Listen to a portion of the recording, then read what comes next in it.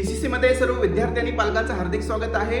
नीट परीक्षा 2025 साधारणतः ज्या विद्यार्थ्यांना मेडिकलमध्ये करिअर करायचं आहे, ज्यांना डॉक्टर बनायचं आहे, अशा विद्यार्थ्यांसाठी नॅशनल लेवलला घेतली जाणारी नीट परीक्षा आहे। साधारणतः 720 मार्काचा पेपर असतो आणि त्याची लवकरच फॉर्म भरण्याची डेट पण लवकरच येईल। पण नेमकं फॉर्म भरत असताना काय काळजी घेतली पाहिजे, नेमकं आपलं आधार कार्ड कशा पद्धतीने अपडेट असलं पाहिजे, फोटो कशा पद्धतीने असला पाहिजे किंवा त्यासाठी कुठले डॉक्युमेंट लागतात, याबद्दल थोडक्यात पण खूप महत्त्वाची माहिती। सगळ्यात महत्त्वाचं आपल्याला ज्यावेळेस फॉर्म भरायचा असतो त्या टायमिंगला आपलं आधार कार्ड हे अपडेट असणं खूप गरजेचं आहे। विद्यार्थी मित्रांनो, भरपूर जणांच्या आधार कार्डावरती हे करेक्शन असतात, नावामध्ये काहीतरी बदल असतो, डेट ऑफ बर्थमध्ये काहीतरी बदल असतो, तर ते जी बदल असतील असे करेक्शन आपल्याला अगोदर करून घ्यायचे जेणेकरून फॉर्म भरण्याचं टायमिंग पोचतोवर आपलं आधार कार्ड अपडेट होईल। जर काही विद्यार्थ्यांनी आता सीईटीचे पण फॉर्म भरलेले आहेत, नर्सिंग सीईटीचे पण फॉर्म भरलेले आहेत, जरी एखाद्या विद्यार्थ्यांनी जरी असं एखादं अपडेट न केलेलं जरी आधार कार्ड आपण दिलेलं असाल तर त्याही विद्यार्थ्यांना काही काळजी करायची गरज नाहीये। एनडीए कडून असा कुठलाही फॉर्म रिजेक्ट केला जात नाही, त्यामुळे विद्यार्थ्यांनी घाबरून जायची गरज नाहीये।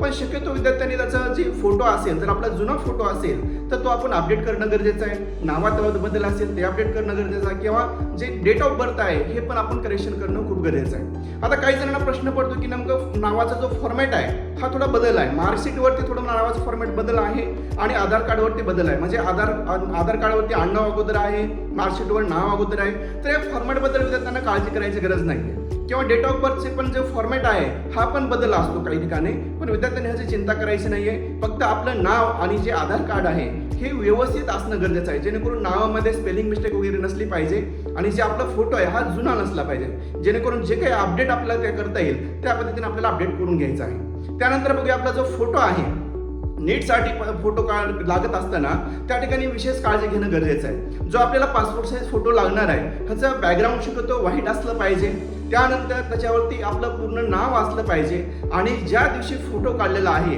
त्या दिवशी डेट पण त्याच्यावरती मेन्शन करणं खूप गरजेचं आहे। आता हे पासपोर्ट साईज फोटो काढत असताना विद्यार्थी मित्रांनो आपण दोन प्रकारचे फोटो काढायचे। जो आपण पासपोर्ट साईज फोटो काढलेला आहे हाच फोटो आपण पोस्टकार्ड साईज पण बनवून घ्यायचा आहे।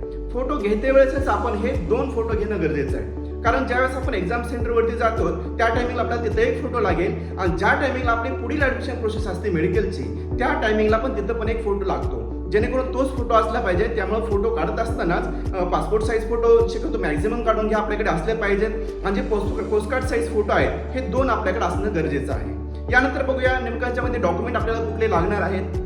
सर्वप्रथम आपल्याकडे 10वीचं मार्कशीट असलं पाहिजे, त्यानंतर 10वीचं सर्टिफिकेट पण असलं पाहिजे ज्याला की आपण सनद असं म्हणतो। त्यानंतर आपलं 11वीचं मार्कशीट पण असणं गरजेचं आहे। काही विद्यार्थी 11वीचं मार्कशीट घेत नाही, ज्या विद्यार्थ्यांकडे ते नसेल ते आताच कॉलेजमधून आपण कलेक्ट करून घ्यायचं आहे, जेणेकरून आपल्याला फॉर्म भरत असताना ते लागेल। त्यानंतर जे आपण 12वी बोर्डाची परीक्षा देणार आहे त्याचं जे ऍडमिट कार्ड आपल्याकडे येणार आहे 12वी बोर्डाच्या परीक्षेचं, तर हे पण आपल्याकडे असणं गरजेचं आहे। त्यानंतर जे विद्यार्थी रिपीटर आहेत तर अशा विद्यार्थ्यांकडे 12वीचं मार्कशीट पण असणं गरजेचं आहे। त्यानंतर बघूया जे विद्यार्थी कास्टमध्ये येतात यांना कास्ट सर्टिफिकेट आणि कास्ट व्हॅलिडिटी पण त्या ठिकाणी असणं गरजेचं आहे। आता जे ओपन मराठा कास्टचे जे विद्यार्थी आहेत यांना पण या ठिकाणी एससी बीसीचं कास्ट सर्टिफिकेट आणि कास्ट व्हॅलिडिटी हे असणं गरजेचं आहे। आता जे एससी एसटीचे किंवा जे ओपन मधले किंवा ज्यांना पण काही कास्ट सर्टिफिकेट आणि कास्ट व्हॅलिडिटी लागतं, भरपूर जणांना असा प्रश्न पडतो की नेमकं स्टेटचं पाहिजे की सेंट्रलचं पाहिजे, तर विद्यार्थ्यांनी स्टेटचं आणि सेंट्रलचं हे दोन्ही पण आपल्याकडे असणं गरजेचं आहे। त्यानंतर नॉर्मली आपल्याला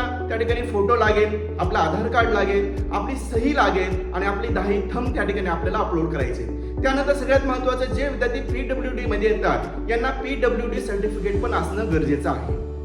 हे व्यवस्थित आपण आतापासूनच हे सगळे डॉक्युमेंट आपल्याला रेडी करून ठेवायचे, चांगल्या पद्धतीने आपण तयारी करायची आहे। ज्या टायमिंगला फॉर्म सुटतील त्या टायमिंगला पीसीसी कडून आपल्याला कळवण्यात येईल। शक्यतो विद्यार्थ्यांनी आता 12वी बोर्डाच्या परीक्षेकडे फोकस देणं गरजेचं आहे। तुम्हाला नीट परीक्षेबद्दल आणखीनही काही महत्त्वाची माहिती पाहिजे असेल किंवा डेपमध्ये माहिती पाहिजे असेल तर आपण पीसीसीशी संपर्क साधू शकता। धन्यवाद।